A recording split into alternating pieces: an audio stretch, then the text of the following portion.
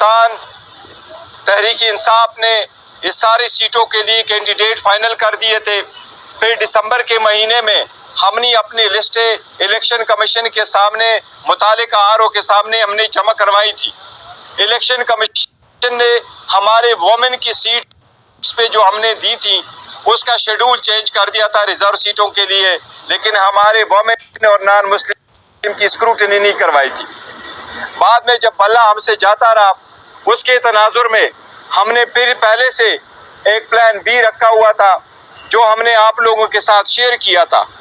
उस political party का भी हमने रिजर्व सीटों की लिस्टें भी जमा करवाई थी, उनके नॉमिनेशन भी हमने इलेक्शन कमीशन के मुतालिका आरओ के सामने हमने भेज दी थी।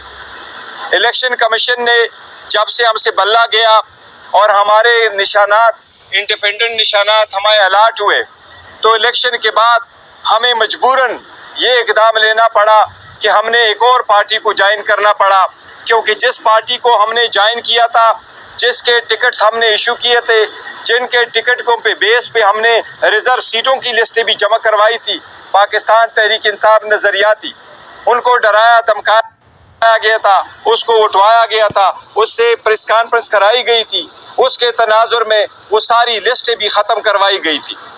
इसलिए वो आखिरी दिन था इलेक्शन का, जिस दिन निशान अलाट होने थे, ये उस दिन की बात है। इसके तनाजुर में इलेक्शन के बाद हमने दो मकासद के लिए एक पॉलिटिकल पार्टी को ज्वाइन करना था।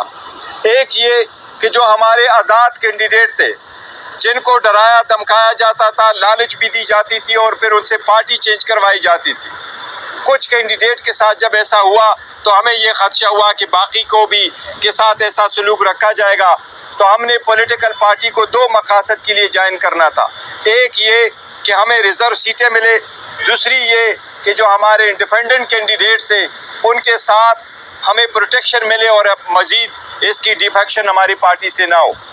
उसके तनाजुर में हम अभी भी यकीन करते हैं कि आईन में बड़ा क्लियर है कि किसी पॉलिटिकल पार्टी को उसके जीती हुई सीटों से ज़्यादा नहीं मिल सकती। इसलिए हमने जो कि सुन्नी इत्तेहाद कौंसिल का फैसला पार्टी को ज्वाइन किया था, जो एक प्रॉपर डिसीजन था, सही डिसीजन था, सोच समझ करके हमने कर दिया था, साइन किया था। उस वक्त के जो हालात थे, उस हालात के मुनासिबत से अगर कभी मैं आपको सारे फैक्ट्स बता दूं कि क्या क्या हुआ था उस वक्त सारे पॉलिटिकल पार्टी को ज्वाइन करने के सिलसिले में और इस पार्टी को ज्वाइन करने में, सो ये एक संजीदा और बेहतरीन और सही फैसला था जो उस वक्त हमने किया था और हम उस पर अभी भी कायम है।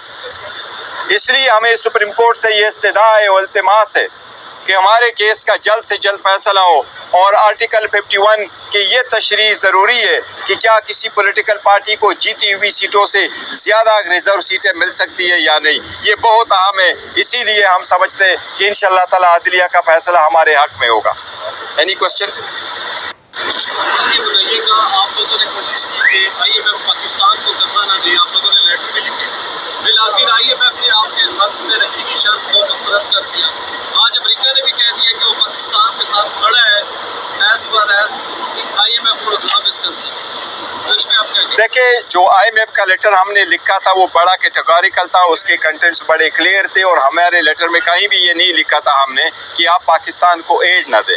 तो ये तासुर गलत है कि उस लेटर में हमने ये लिखा था कि आप एड न दें। उस लेटर में हमने लिखा था कि फ्री फेयर ट्रांसपेरेंट इलेक्शन का वादा इनको याद करवाया था, उनकी जिम्मेदारियाँ याद करवाई थी, उनकी कंडीशनलिटी उनको याद करवाई थी और जो एड पाकिस्तान को मिलता है उसको सही जगह पे अपने मनसब जो मसरफ़ है उसकी जगह सही उसकी अदायगी को, ये हमने उनको याद करवाया था।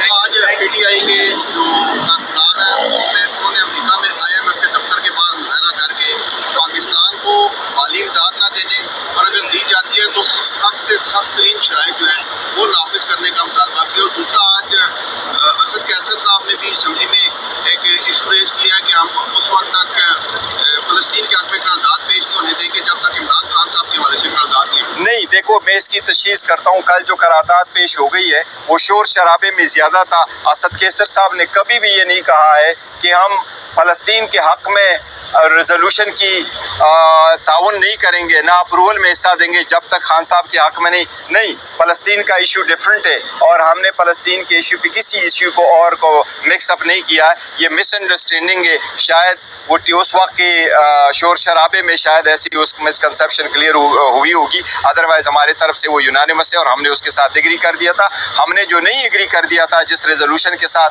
वो उससे पहले था, वो भट्टो से रिलेटेड रेजोल्यूशन लेके आए थे।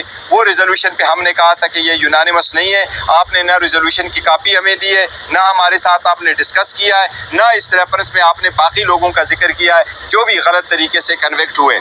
और दूसरी बात, जो रेजोल्यूशन पे हमने अपना रेजोल्यूशन पुट कर दिया था, वो वुमेन डे पे जब इनकी गवर्नमेंट की रेजोल्यूशन आई, उस वक्त हमने उनको पॉइंट आउट कर लिया था कि जिन वुमेन का आप जिक्र कर रहे हैं उसमें हमारे बहनों और का भी जिक्र होना चाहिए जो जेलों में है, तो हमने उसका भी तस्करा किया था। इसलिए गवर्नमेंट ने अपना रेजोल्यूशन पुट कर दिया था और हमने अपना रेजोल्यूशन पुट कर दिया था। इस्लामोफोबिया पे जो रेजोल्यूशन है वो इस रेजोल्यूशन भी यूनानिमस था और हमने उस पर कल प्रोग्राम भी किया था। IMF के बाहर जो मुजाहरा किया, देखिए, बाहर जो पाकिस्तान ओवरसीज़ वो करते हैं, पाकिस्तान तहरीक इंसाफ ने कहीं ऑर्गेनाइज नहीं किया है, लेकिन ओवरसीज़ अगर करते हैं तो ये उनकी अपनी मर्जी है, उसके मुताबिक करते होंगे, लेकिन हमने ऑर्गेनाइज कोई नहीं किया है। और साहब, इंतखाबात से पहले आपसे बल्ला छीन लिया गया, इंतखाबात के बाद रिजर्व सीटें आपको नहीं मिली, अब आप सेनेट की जानिब जा रहे हैं, तो क्या मुश्किलात हैं इस वक्त सेनेट के इंतखाबात को देखते हुए PTI? देखिए, मुश्किलात तो वाकई है और हम जो कोशिश कर रहे हैं वो इसके लिए कि जमहूर मजबूत हो, ईमान मजबूत हो और इलेक्शन के जो वोट है उसमें पैसा ना चले। और पहले भी एक पिटीशन हमने सुप्रीम कोर्ट में दाखिल करवाई थी, PTI ने, खान साहब ने अपने आर्टिकल 186 पे एक ओपिनियन मांगने के लिए सुप्रीम कोर्ट को पिटीशन भेजी थी और उसमें सुप्रीम कोर्ट ने ये होल्ड कर दिया था कि सेनेट के इलेक्शन में हर वोट वेरीफाइबल होना चाहिए। जो जिसको वोट दे के आप सीक्रेसी ज़रूर रख लें, लेकिन वोट वेरीफाइबल होना चाहिए।